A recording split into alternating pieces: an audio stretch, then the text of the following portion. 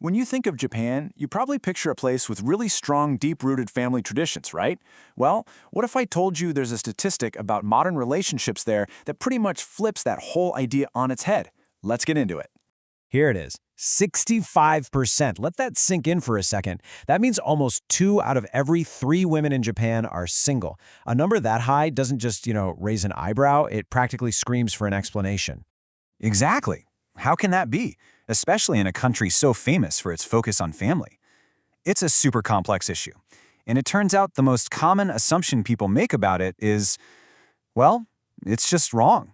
The go-to explanation, the one you hear all the time, is that it's a simple choice. That modern Japanese women are just prioritizing their careers and personal freedom over the whole traditional family thing. And hey, on the surface, that sounds pretty logical. But that's where the story gets really, really interesting.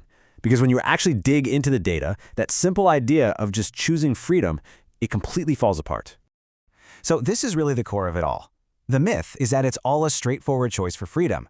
But the reality? Survey after survey shows that the vast majority of young Japanese women do want to get married. They do want to have a family.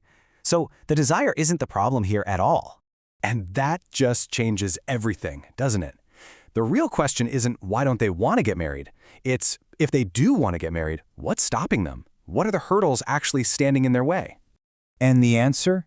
It lies in this powerful, kind of messy collision between modern life and some very deep-seated cultural pressures. It's not just one thing. It's a whole series of major hurdles. Let's break them down.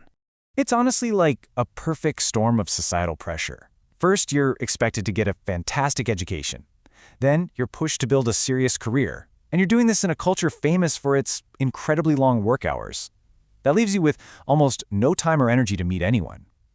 And at the exact same time, the pool of potential partners is actually shrinking, while the expectations for what a successful marriage even looks like are getting higher and higher. And this quote just captures the emotional weight of all that pressure perfectly. Something that should be a dream, finding a partner, building a life, it gets twisted into this daunting challenge. It becomes just another item on an already impossible checklist. So the big takeaway here is this fundamental conflict. This isn't about a lack of desire. It's about a society where the practical, the cultural, and the economic hurdles make that desire incredibly difficult to actually achieve. The dream is real, but so is the obstacle course. And that leaves us with this final, powerful question to think about. In any society, really, when what people individually want for their own lives clashes with the pressures and structures of the world around them, something has to bend. So in modern Japan, is it the individual dream or is it the cultural expectations?